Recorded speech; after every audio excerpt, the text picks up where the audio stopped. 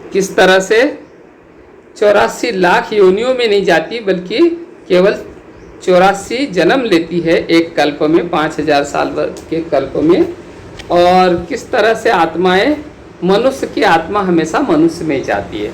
जैसे ये देखा है कि ये डेड बॉडी, जब आत्मा इससे निकली, मृत्यु हुई इस व्यक्ति की, और आत्मा ये सब जीव जंतुओं में नहीं गई, कुत्ते में नहीं गई, बिल्ली में नहीं गई, मोर में नहीं गई, गाय में नहीं गई, इन सब में नहीं गई, पर कहाँ गई? एक छोटे बच्चे के रूप में जन्म लिया। तो मनुष्य की आत्मा हमेशा मनुष्य में ही जाती है। जैसे यहाँ बताया कि जैसे आम का बीज लगाने से आम का पेड़ निकलता है, इमली का बीज लगाने से इमली का पेड़ निकलता है, क्योंकि बीज सूक्ष्म होता है। इमली का बीज देखिए कितना सा होता है, पर इमली का पेड़ कितना बड़ा होता है। तो ऐसे ही आत्मा भी सूक्ष्म है, तो आत्मा बीज है, तो मनुष्य का बीज है आत्मा। तो जब आत्मा निकलती है तो मनुष्य की आत्मा हमेशा मनुष्य में जाती है, और इस तरह से मनुष्य आत्माएं 84 जन्म लेती है।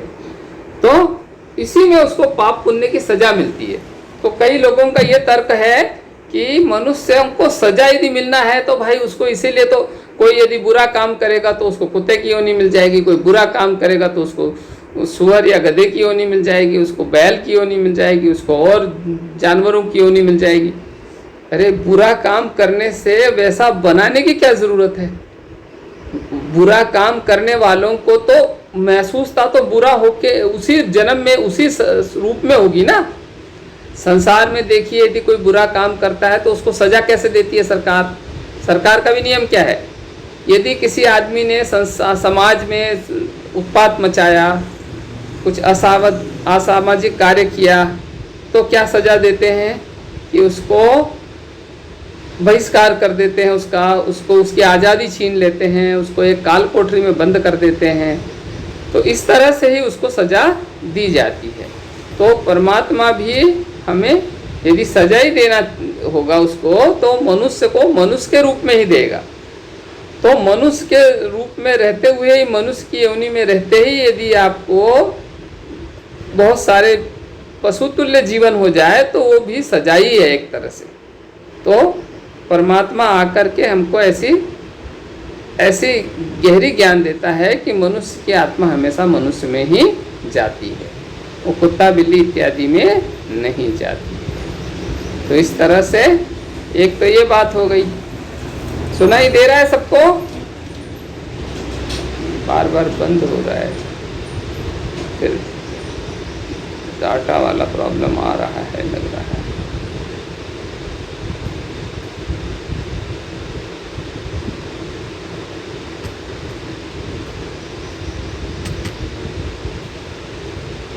तो बाबा कहते हैं कि कैसे 84 योनियों में आत्मा जाती है। फिर आज का चैप्टर है कि सृष्टि चक्र, जैसे संसार में ऑक्सीजन चक्र है, नाइट्रोजन चक्र है, इसी तरह से संसार में भिन्न भिन्न भांति भांति के चक्र है। तो उसी तरह से ये सृष्टि भी एक चक्र में चलती है, गोल चक्र में, तो उसको सृष्टि चक्र कहा जाता है। तो सतयुग त्रेता द्वापर कलयुग, सतयुग त्रेता द्वापर कलयुग, इस तरह से गोल गोल एक चक्र में चलती रहती है, इसीलिए इसको सृष्टि चक्र कहा गया है। तो सृष्टि चक्र में सबसे पहला जो युग आता है, ये जो पहला वाला क्वाड्रेंट, पहला एक चौथाई भाग, जिसको स्वर्णिम युग या स्वर्णकाल या सतयुग कहा जाता है। ये स्वर्णिम युग है, सतयुग है, जहाँ लक्ष्मी नारायण का राज्य होता है, जहाँ चारों तरफ सुख शांति वैभव संपन्नता होती है, तो इसको सतयुग कहा जाता है। यहाँ भी 1250 वर्ष का होता है, मनुष्यों के 8 जन्म होते हैं, चारों तरफ सुख शांति वैभव संपन्नता होती है, और दुख नाम की कोई चीज़ नहीं है। था राजा रानी तथा प्रजा, चारों तरफ सुख शांति वैभव संपन्नता होती है। ऐसा युग है ये कौन सा युग है? सतयुग, गोल्डन एज, जहाँ केवल 8 जन्म होते हैं, 150 साल उम्र, सूर्यवंशी घराना और सुख शांति अपार। फिर उसके बाद ये स्वास्तिक इधर घूमता है तो नीचे की तरफ, तो ये दिखाया कि ये चांदी की दुनिया, राम सीता की दुनिया, जिसमें 12 जन्म होते हैं हमारे, चंद्रवंशी घराना होता है, रामचंद्र जी का राज्य होता है, राम सीता जी का, और चारों तरफ सुख शांति वैभव संपन्नता होती है। पर जो सतयुग में 16 कला संपूर्ण थे, तो यहाँ हमारी 14 कलाएँ हो जाती है, और हम यहाँ चांदी की दुनिया हो जाती है, जनसंख्या सतयुग में 9 लाख थी, पर यहाँ जाकर के 33 करोड़ हो जाती है। तो इस तरह से ये चांदी की दुनिया। फिर यहाँ से स्वास्तिक और इधर को घूमता है, तो ये कापर एज अर्थात द्वापर युग की दुनिया। फिर यहाँ से थोड़ा सृष्टि में और बदलाव आता है। यहाँ से ही आप देखेंगे कि यहाँ से सबसे पहले इस्लाम धर्म स्थापन होता है इब्राहिम द्वारा, जिसको अभी 2500 वर्ष हो गए। इसका ग्रंथ कुरान है। फिर दूसरा धर्म आता है बुद्ध धर्म, जिसका धर्म ग्रंथ है धर्म पर। फिर तीसरा धर्म आता है संन्यास धर्म, शंकराचार्य द्वारा स्थापन होता है। तो इस तरह तीसरा धर्म होता है। और ये ताम्र युग है। यहाँ हमारे 21 जन्म होते हैं। विक्रमादित्य का राज्य होता है। शुरू में एक की भक्ति होती है, फिर बाद में 2 विचारधाराएं हो जाती हैं। कुछ एक परमात्मा की भक्ति करते हैं, कुछ फिर अनेक देवताओं की भक्ति करने लगते हैं। फिर अनेक धर्म आ जाते हैं, अनेक धर्म पिताएँ आते हैं, अनेक शास्त्र लिखे जाते हैं, और इस तरह से भक्ति की प्रारंभ हो जाती है। तो इस तरह से ये द्वापर युग कहलाता है, ताम्र युग। यहाँ वैश्य वर्ण का राज्य होता है। सतयुग में सूर्यवंश का था, त्रेता में चंद्रवंशी थे, और द्वापर में वैश्यवंशी होते हैं।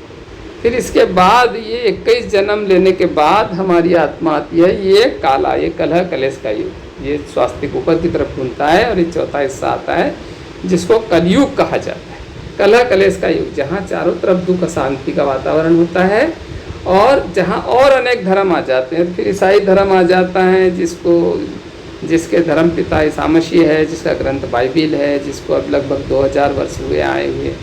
फिर उसके बाद और गुरु नानक द्वारा सिख धर्म आ जाता है, जैन धर्म आ जाता है, और छोटे छोटे बहुत सारे धर्म आ जाते हैं।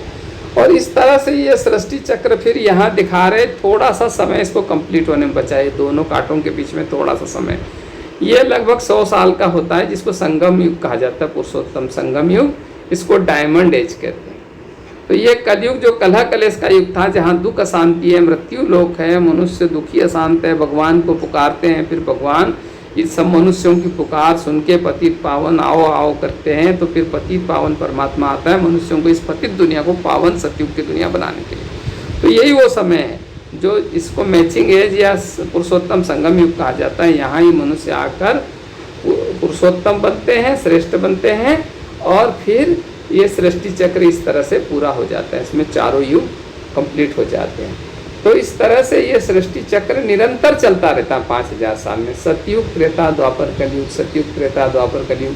तो अभी कौन सा समय चल रहा है, अभी के समय की पहचान मूल रूप में देखनी जरूरी है। वो है मूल रूप में सबसे बड़ी चीज़ कि अभी पुरुषोत्तम संगम युग चल रहा है। ये कांटा बिल्कुल यहाँ थोड़े से ख़त्म होने पर आ गया है।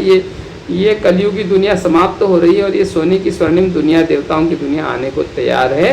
तो ऐसे समय में हम अभी चल रहे हैं। ऐसे में परमात्मा आया हुआ है। शिव परमात्मा परमधाम ब्रह्मलोक से गीता में किए हुए वादे के अनुसार यदा यदा धर्म से ग्लानि भवति भारत, जब जब भारत में धर्म ग्लानि होती तब मैं आता हूँ साधु पुरुषों का उद्धार करने के लिए, दुष्टों का विनाश करने के लिए, सृष्टि परिवर्तन करने के लिए।